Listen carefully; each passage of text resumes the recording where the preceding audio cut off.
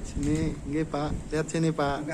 Bersama berbuat kebaikan terus dilakukan Yayasan Uni Abdi Nur Sulaiman YNS Center.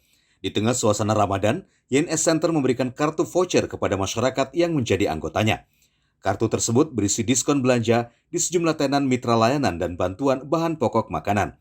Menurut founder Yayasan YNS Center Uni Abdi Nur Sulaiman, hal itu merupakan komitmen pihaknya untuk terus berbagi, membantu kepada sesama. Jadi YNS Center kita bentuk ya atas juga keinginan dari teman-teman semua. Yang mana YNS Center yaitu untuk kita semua. Ya, dengan ya kita ini kan kita dengan bersama berbuat baik. Yang mana saya di YNS Center kita, ayo kita bersama-sama berbuat baik. Inilah kita wadah kita untuk berbuat baik. Apa saja fungsi kartu itu nanti Pak Haji?